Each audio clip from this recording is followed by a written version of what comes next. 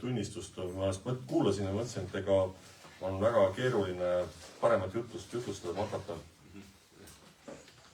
Et Kristluse sisu ongi, tuleb välja andestuses, mis inimkond on vaevelnud selle teemaga, et mis on õige ja mis on õiglane. Ja milline kuri peab saama karistuse ja millise karistuse. Ja kui karistada, siis kas karistaja peab saama ka karistama või teda ei tule karistada enam. Ja neid teemasid on nii palju.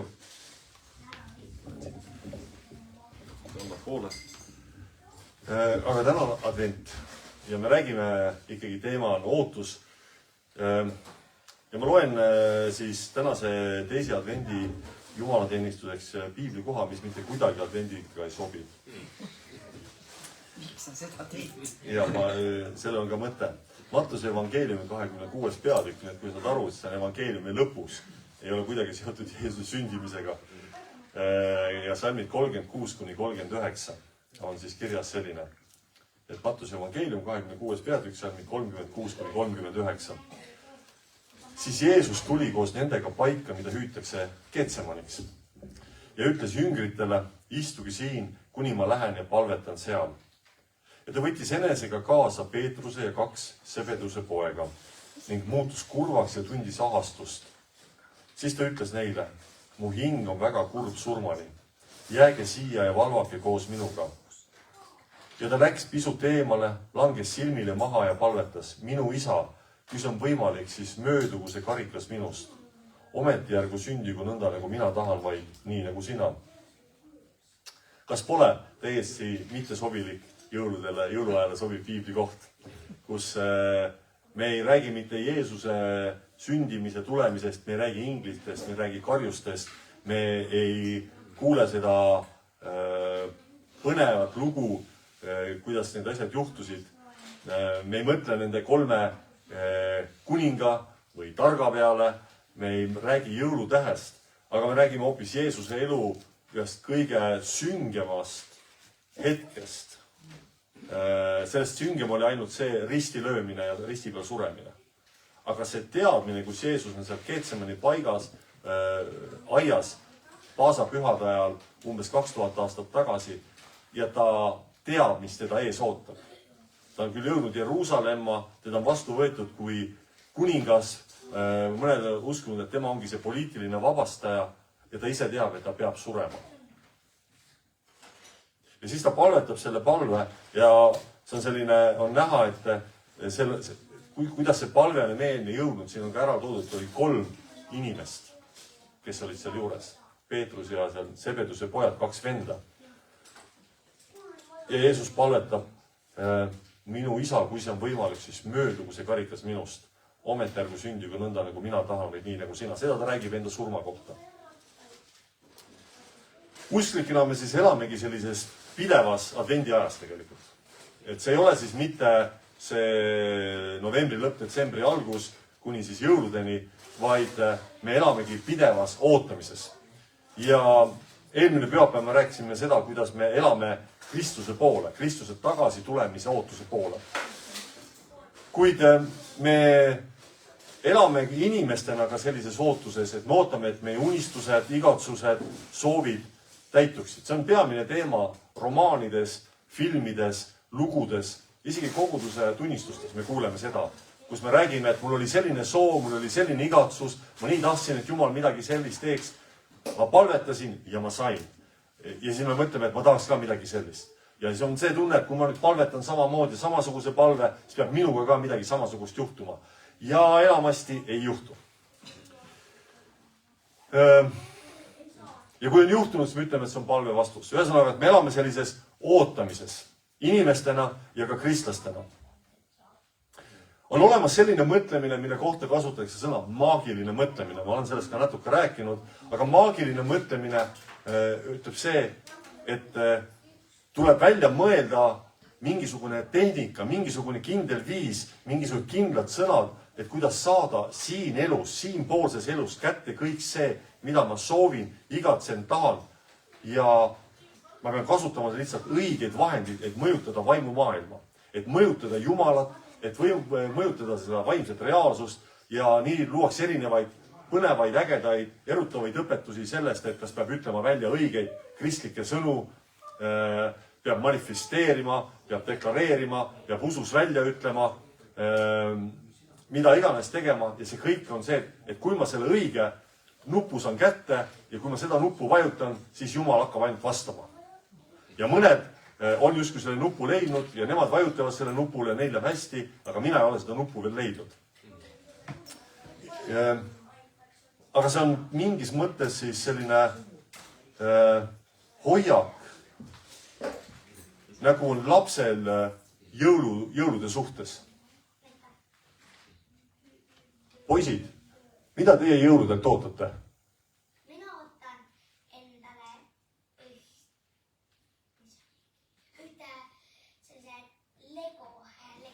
ühte Lego, niimoodi. Mis sa ootad? Ma ootan päkapiku kontori Lego. Ahah, okei. Kiian, kas sina ka midagi ootad jõuludelt? Sa ei mäletagi midagi. Uku? Sa ei tea? On ju? Vaadake, lastel jõuludega seostuvad konkreetsed kingitused. Väga konkreetsed asjad, mida ma tahan saada. Ja mis tähendab, et see kulminatsioon jõuludega on see, et kui on see kuusepuu, kui on see jõulupraad söödud ja tuleb see jõuluvana ja on kingitused ja kas seal on see Lego või seal ei ole seda Lego. Kas seal on see mingi asi, mida ma olen oodanud või mitte. Ja mingis mõttes kogu jõulude mõte on koondunud sellesse ühte kingitusse või nendesse kingitustesse. Ehk siis see ootus, et Jumal täidab minu soovid, minu igatsused ja minu ootused. Kuid Piibel annab definitsiooni järgi usklikele, ehk see tähendab siis seda, usklik definitsiooni järgi on siis inimene, kes usaldab Jumalat. Kes oma usalduse on pannud Jumala peale, kes usaldab, et Jumal teab paremini kui mina. Usklik inimene ei tegele sellega, et meenutab kogu aeg Jumalale, et Jumal, sa oled mingid asjad minu elus ära unustanud. Millal sa juba need mulle tood?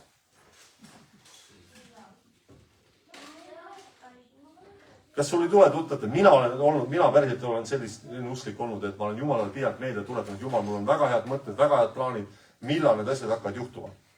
Kaua ma pean sulle meelde tuletama? Siis Piibel annab täiesti alternatiivse hoiaku ja vaatenurga. Ja see pole isegi mitte vaatenurg, vaid see on tegelikult selline südamehoiak. See on ka mõtteviis, mis ütleb see, et ma ootan seda, mida Jumal tahab. Ehk siis ma ei oota neid häid kingitusi, mida ma olen enda jaoks välja mõelnud ja et ma ootan, et Jumal peaks mulle andma. See on väga okei, et lapsed ootavad väga kindlaid asja jõulukuuse alla. Ja see on ka väga okei, kui sa oled täiskasvanud inimene ja sul on mingid, me teame, täiskasvanute kõige keerulisem asi on teisele täiskasvanud inimesele kingitust leida. Kunagi oli väga lihtne, siis kingiti kristalli. See oli ikka väga lihtne asi. Kristall oli kindla peale minek ja meile Annaga see meeldib, sest meil on see second-hand pood ja see kristall tuleb meie poodi kõik. Me saame seda edasi müüa, raha teenida sellega. Aga praegult on väga keeruline. Mida ma kingin? Ja siis mõnikord inimesed ütlevad, okei, et kui mul tuleb sünnipäev, et kui tahate kinkida, siis see on see asi. Ja siis kui kingitakse mingi muu asi, sa ütled, et okei, tead mulle, ma ei tea, need raamatud meeldivad. Ja sul kingitakse kristallvaas, ütled, see kristallvaas on tore, aga tegelikult ma tahtsin raamatut. See on ikka nagu, ühesõnaga, me oleme sõnastanud soovi ja me tahame, et see soov täidetakse. Siis uskliku inimese hoiak on vastupidine. Et ma usaldan Jumalat, et Jumal teab, mida ma tegelikult vajan, mitte see, mida ma ette kujutan. Mitte see, mida ma manifesteerinud olen, mitte see, mida ma deklareerinud olen, mitte see, mida ma olen Jumalale ette kirjutanud. Sest on üks asi, mida me ei tea. Ja see tuleb välja sellistes ka, on üks selline hästi tõsine, raske ja valus teema, millesse ma praegult üldse mitte kuidagi ei sukeldu, aga ma lihtsalt puudutan seda ära. Ma hiljuti vaatasin ühte sellist arutelu ja on arutelu siis selle üle, kõik mis puudutab sellist temaatik nagu abort. Väga keeruline, väga raske teema, ei ole üldse midagi lihtsalt. Aga üks argument ütleb see, et et kui naine hetkel tajub, et tal on väga raske, et ta ei saa majanduslikult hakkama, siis on okei, kui ta seda last ei sünnita. Seda loodet ei lase suureks kasvada, sest tal on praegu raske. Ja see probleem seisneb selles, et tegelikult me ei tea, milline on meie tulevik. Ja me ei saa hetke tundest teha lõplikke otsuseid oma tuleviku suhtes. Ma ei saa hetke olukorrast lähtuvalt teha otsust, et kuna mul on praegu raske, siis tähelikult mu laps kasvab väga suurtes raskustes üles ja hakkama. Ja samamoodi, kui me ütleme, et mul on praegu keeruline raske, minu vajadus on praegu selline ja Jumal seda vajadust praegu ei täida, siis ei tähenda see, et Jumal on rumal, ei kuule sind, vaid Jumal näeb, kus sa oled tulevikus ja mida tulevikus sa tegelikult vajad. Või mida tema tahab sulle tulevikus, oleks isegi kõige olulisem öelda. Nii et see alternatiiv kristlastena on see, et ja Piibel julgustab meid küsida, Jumal, mida sa tahad, et ma teeksin? Jumal, mida sina ootad meilt? Mitte vastupidi. Et just see, et ma tahan, et sa advendi ajal, et sul oleks kõrvade vahel ka see, et sa julgeksid Jumalalt küsida, Jumal, mida sina minult ootad? Mitte, et ma esitan Jumalale oma ostunimekirja või kingisoovi nimekirja, mis on ka okei. Aga et enne seda on see, Jumal, mida sina minult ootad? Võib-olla üheks heaks näiteks on Paulus. Ja loen Pauluse teise kirja Korintusele 12. peatüki. Saladuskattele ütlen küll, et see tegelikult on Pauluse 3. kiri. Aga esimest Korintuse kirja me ei tea lihtsalt. Aga teine Korintuse kiri, mis meil on olemas, peatükk 12 ja salmid 7-10, ütleb Paulus, seepärast, et ma ei läheks kõrgiks, on mulle liha sisse antud vaim. Kuulake nüüd. Saatana ingel mind rusikatega peksma, et ma ei läheks kõrgiks. Ma olen sellepärast 3 korda issandat palunud, et see minust lahkuks. Kuid tema, issand, ütles mulle, sulle piisab minu armust, sest nõtrusest saab vägi täielikuks. Nii ma siis kiitlen meelsamini oma nõtrusest, et Kristuse vägi laskuks elama minu peale. Seepärast mul ongi hea meel nõtruses, vägivalla all, hädades, tagakiusamistes ja ahistustes, Kristuse pärast. Sest kui ma olen nõder, siis ma olen ka vägev. Selle üle on väga arutatud, mida see tähendab, see vai Pauluse ihus. Mõned ütlevad, et see on mingisugune haigus, mõni see ütleb, et see on mingi üldine see asi, et ta oli pidevalt mingite tagakiusude all. See ei ole isegi oluline. Vaid pigem on see, mis on see mõte, millele ta rõhutab, ütleb, et Kristus ütles mulle, sulle piisab minu armust. Sulle piisab minu armust. Ja see on selline nagu läbiv, võiks öelda, nagu lauludes on refrään Pauluse kirjades on arm. See on nii läbiv, et 16. sajandil üks augustiinlasest munk nimega Martin Luther loeb Rooma kirja ja sellest saab põhimõtteliselt kogu usupuhastuse üks 4 alusprintsiipidest, mille kohta kasutama terminit sola gratia, ainult armust. Ainult armust on õigeks saamine, mitte meie tegudest. Ehk siis see, et ma loodan Jumal armu peale, et ma usun seda, et mida Jumal on tahtnud mulle, mida Jumal minust tahab, on olulisem kui see, mida mina temast tahan. Maagiline mõtlemine on see, et mida ma saan Jumala käest kõik kätte iseendale.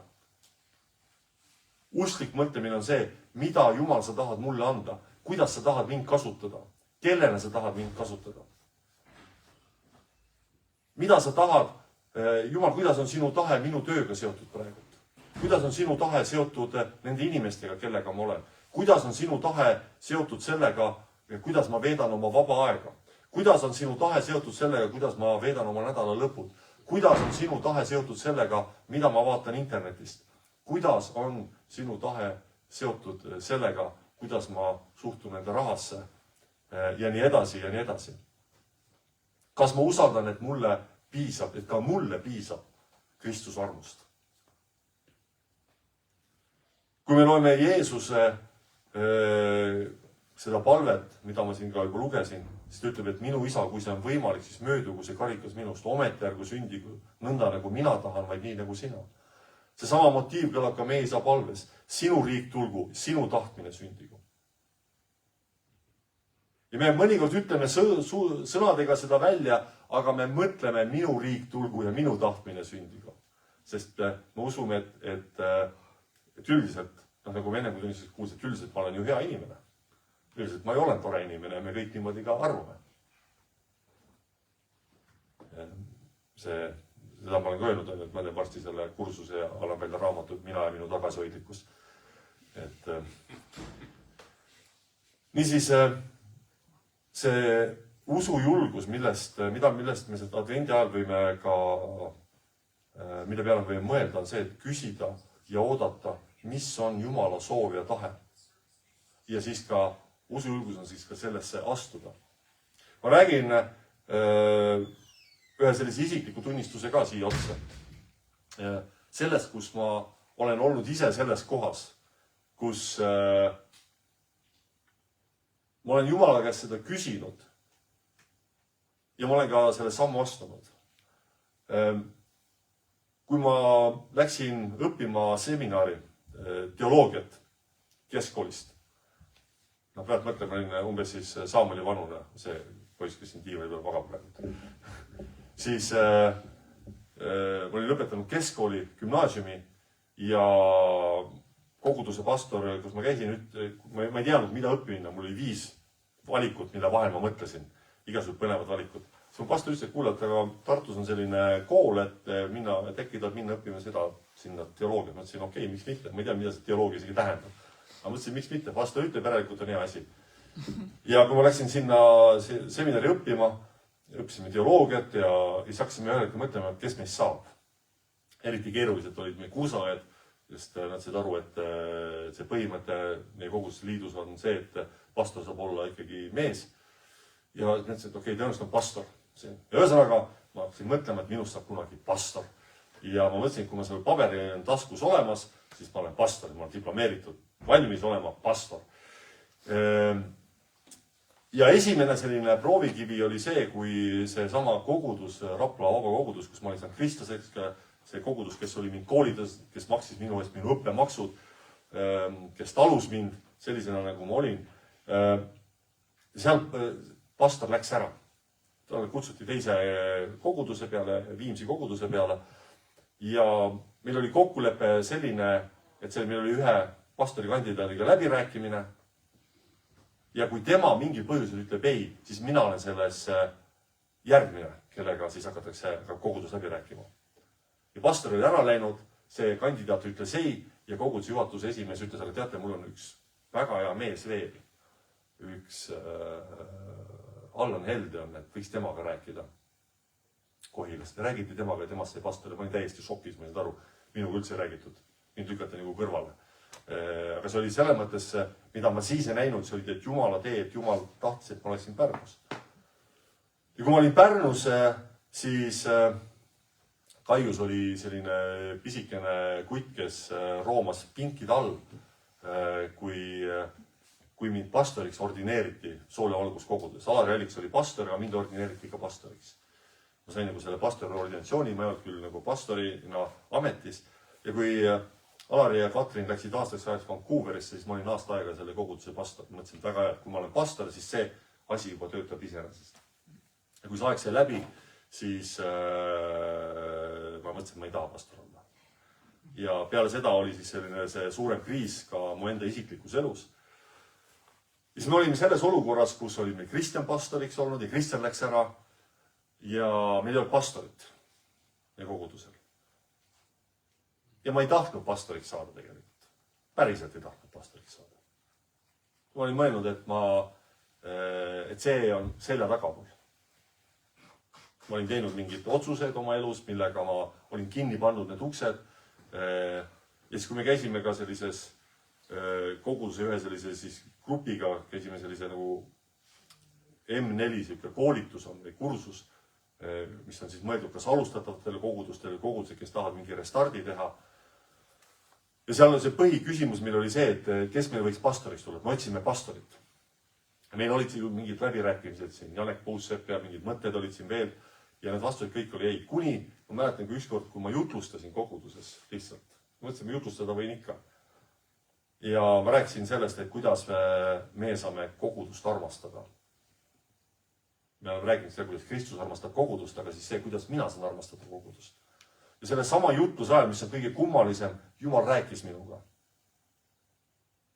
Ta pani südamesse, kuidas sina, Risto, kuidas sina saad kogudust armastada? Ja ma mõtlesin, kuidas ma saan Jumalat armastada? Kuidas ma saan kogudust armastada? Seda sama soole olgus kogudust. Ja ma mõtlesin, okei, ma saan pakkuda välja, et ma võin selle augu praegu täita. Aga mul ei olnud mitte mingisugust sellist sisemist mingit umbes, et ma vajan seda. Ma pean, muidu ma pole elus midagi saavutanud, kui ma ei ole pastor. Ja siis ma selle ettepaneku või pakkusid välja meie juhatusele ja kogudust ütlesite jah, et see on nõus ja nüüd ma olen nagu teist ametiaega. Ja ma pean ütlema, et see ei ole mugav, mõnus ja hea positsioon olla. Kui sul on kuidagi võimalus, siis ära saa pastoriks. Päriselt. Koguduses eriti. Ilma koguduseta pastor on lihtne olla. Sa käid ringis, võid jutlustad, sa ei vastuta millegi eest. Kui sa oled koguduses pastor, siis on üks üksik positsioon. Esiteks on see, et sa jääd infost välja, siis kõik eeldavad, et pastor teab. Esimene eeldus. Pastor teab. Teine eeldus on see, näiteks, et pastori peres, et seal on ju kerge, et kuna pastor on kodus olemas, siis seal on ju vaimulikud asjad ju kõik paigas. Mis tähendab, et ka pastori pere jääb välja mingist asjast. Eriti raske on pastori abikaasa roll. Seda ma näen enda abikaasa pealt. See ei ole üldse tore koht, kus olla. Kui midagi jama on, siis on pastor süüdi.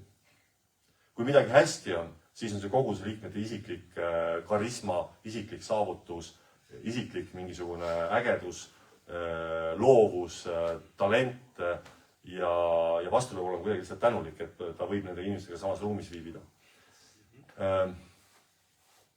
Mida ma tahan öelda? Et ma ei oleks pastor, kui Jumal ei ütleks mulle praegult, et see on see, mida mina tahan. Sõltumata sellest, mida mina, Risto Tamm, sellest praegult mõtleb.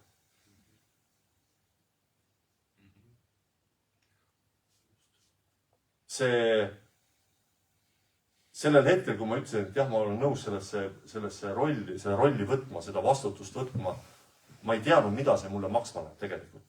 Kui enne seda ma olin niisugune noor seminarist tulnud ja ma arvasin, et kui ma saan pastori tiitlit, see tiitel töötab iseenesest. Et ma olen lihtsalt niivõrd andekas ja nii äge kuju, et ma olen kogudus ette ja juba kõik juhtub. Siis sellest ma sain mitu korda pikki näppe, pikki pead Jumala käest. Tegin ise vigu, suuri vigu. Seesama uhkuse teema, millest Ester täna rääkis. Olen need kõrgused, need madalused kõik läbi käinud. Aga see, et ma astun sinna sellesse rolli, mida Jumal tahab, et ma teeksin, on palju olulisem kui see, mida mina Jumalale ette kirjutan. Kui Jumal, ja ma julgustasin väga, et sa hakkasid Jumala käest küsima, Jumal, mida sina minult ootad? Sest kui ma räägin Jumalale pidevalt aastaid seda, Jumal, mida ma sinult ootan, siis ma näen, et ma olen nendes samades probleemides, ma olen samades muretes, mul on need samad keerulised suhtemustrid, mul on need samad finantsraskused, mul on need samad sõltuvused, mul on need samad pahed ja ma ei saa nendega toime tulla. Ma kogu aeg palun, et Jumal lahenda minu eest mingeid asju ära, kogu aeg kustuta mingeid tulekahjusid. Aga kui see perspektiiv muutub ja ma hakkan küsima, Jumal, mida sina minust tahad? Mida sina minu ellu tahad? Mida sa tahad, et ma teeksin? Mis on see asi? Kas on mingi asi, millest ma pean loobuma? Kas on mingi asi, mida ma pean mingi uue kursi võtma? Kas on, et ma ei saa mitte kellegi teie öelda, mis see on, mida Jumal sulle tahab öelda. Aga see annab täitsa teise perspektiivi elule. See korraga tõstab mind universumi keskpunktist välja. Ja see annab selle hingamisruumi, et mina ei ole universumi eksistentsi peamine eesmärk. Ja mida ma olen ise näinud, et kui ma hakkan küsima Jumalalt, Jumal, mida sina tahad, siis ma olen hakanud nägema, et ka mingid probleemid, mida ma olen arvanud, on lahendamatud probleemid, muutuvad lahendatavaks probleemideks. Ja lahendusi, mida ma arvan, et millel ei ole lahendusi, siis need lahendused on lähemal, kui sa oskad arvata. Sa saad abi inimeste käest, kellest sa mitte kunagi pole eeldanud, et sa võid abi saada. See on minu isiklik kogemus. Täiesti on. Et ma olen mõelnud, et keegi kuskil kaugelt, tema oskab meid aidata ja siis see abi, nõu, toetus tuleb sealt, kus sa ei oska arvata ja see on sulle kõige lähemal kohal. Nii et advendi aeg, ootusaeg.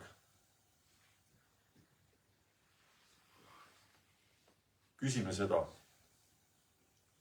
Jumala käest, küsime täna juba seda Jumala käest ja et Jumal, mida sa tahad, et mina teeksin, mida sina ootad minult. Just see, ja see võib olla erineda, võib olla sinu abikaasa, kes su kõrval on, võib-olla on kristlane, ei küsi seda. Aga sina küsi ikka. Võib-olla sa oled kristlase perekonnast pärit ja su vanemad ei küsi seda, aga sina küsi ikka. Või sa oled kristlane ja sinu lapsed ei küsi seda, aga sina küsi ikka. Võib-olla sa oled üksinda, sul ei ole kõrval kedagi kristlast ja see asi vaevab sind, see on keeruline, aga sa küsi ikka, Jumal, mida sina tahad, et ma teeksin. Piiblit, kui te vaatate, siis piiblilood, need piiblitegelased valdavalt on inimesed, kes ei otsinud mingit erilist rolli ega positsiooni ja keda Jumal, kes olid valmis Jumala poolt olema kasutatud. Ja Jumal kasutas neid. Võib-olla see kõige klassikaline näide on kuningas Taavet, kes ei sündinud kuninga perre, kes ei olnud aadli perekonnast pärit, kes oli tegelikult lambakarjane. See oleks umbes, ma ei tea, võrreldav meile kui prügiautojuht, kes saab presidendiks. Täitsa, Lukašenka on ju Valgevenes, oli nii nagu hoosi esimees. Midagi sarnast võib olla. Ja ei olnud mees, kes oleks kõikides asjas olnud ideaalne. Ei olnud vigadeta mees. Aga ta ka oma eksimustes, saades aru, ta on eksinud, ta tunnistas seda ja ta oli alati valmis küsima Jumalalt, Jumal, mida sina tahad. Lihtsalt ühe näitena siis. Nii et see on see, mida me kristlastena, mida tähendab usklik olemine, et ma usaldan Jumalat. Et ma päriselt usaldan ka Jumalat selles, mitte ainult selles, et Jumal, ma usaldan sinu kätte enda nii-öelda selle kingi nimekirja. Et mul on need legod, lennukid ja kommipakid, mida ma tahan saada ja siis ma ootan kuuse, millal kommipakid tulevad. Aga Jumal, ma usaldan sinu kätte üldse selle, et kui sa tahad kinke teha, sa võid kinke teha. Aga tegelikult minu jaoks on kõige suurem kingitus juba see, kes sina oled minu jaoks. Nii et küsime Jumala käest sellel ajal, advendi ajal, Jumal, mida sina minult ootad. Tõusime püsti, palvetame ja kui keegi tahab täna